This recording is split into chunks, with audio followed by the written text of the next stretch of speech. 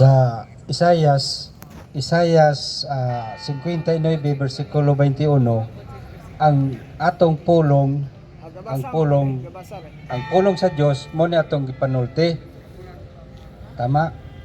Kana imo nang basahon sa Isayas 59 versikulo 21, ang iyang kasabutan nga ang iyang mga pulong nga atong gipanulti gikan na kaniya.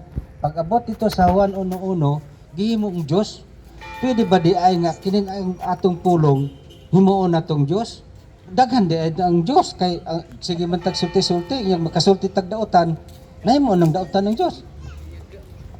Gilubag ni muna po ng kasulat sa balaang kasulatan. Ang gingon sa balaang kasulatan, San Juan 1:1, sa sinugdan mo ang pulong kauban sa Dios ug ang pulong Dios. Wala man gingon dito nga og ang pulong gihimong Dios. Dungagan ginanimo ba? Delikado gyud ang imong style nimo. Okay, kaduha nga tawag ini nga punto.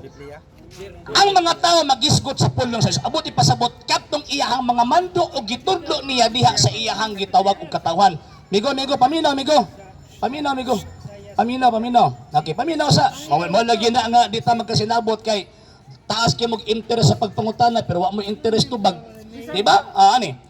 Kanang gingon sa ni propeta Isaias kapitulo 59, kanang gingon sa gitawag balaang kasulatan nga ang tawag anang gasulti sa iyahang pulong kana siya gitawag na siya oral or kana bitawng verbal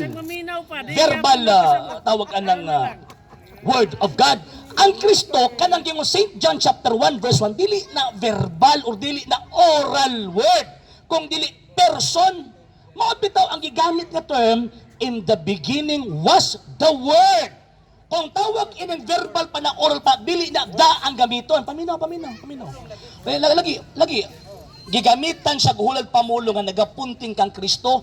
Kay ang mga Grego at that time, mga philosopher, para nila gamhanan ang pulong. Muna migamit o guhulad pamulong, sa San Juan, gibutan niya, instead of Kristo, ang iyang gibutang word that refers to Christ, paminaw, nga word that refers to Christ, nga kanang maong tawhana, kanang maong gituuhan, existido na before anything else existed. Ana ba? Okay, karon. Ang gingon, in the beginning was the word. Buti pasabot, specific.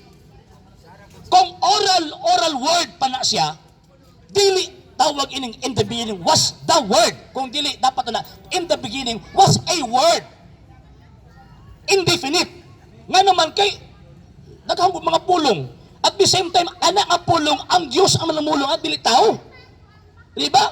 In the beginning was the word. Yan ang kaduha.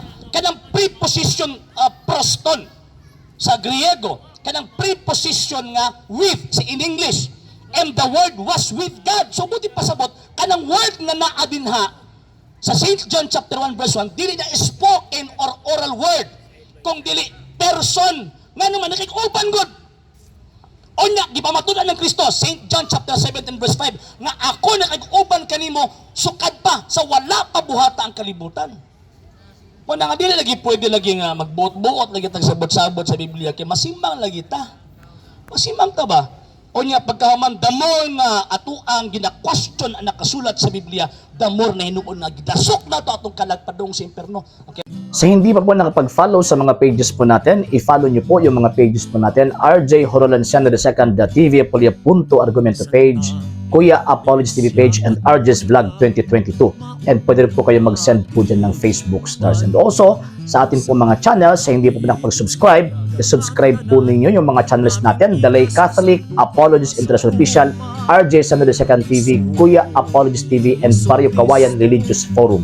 And pwede rin po kayo mag-send po dyan ng super sticker, super chats, and super thanks. And maraming salamat po sa mga kapatid at mga Katoliko na ulis pong tumutulong sa programa po natin. Maraming salamat po. Nang dahil po sa tulong at suporta po ninyo, ang programa pong ito, until now, andito pa rin po sa social media. And until now din po, nangangailangan pa rin po tayo sa tulong at suporta po ninyo dahil wala po kami magagawa rito mga sir, mga ma'am, kung wala po yung tulong at suporta po ninyo. Sa gusto pong tumulong, sa gusto pong sumuporta, pwede po ninyong ipadala ang tulong at suporta po ninyo sa pamamagitan po ng ating mga account numbers dyan po sa ating pong screen. And pwede nyo po kaming i-message sa ating pong page kung via remittance po yung papadala po ninyo.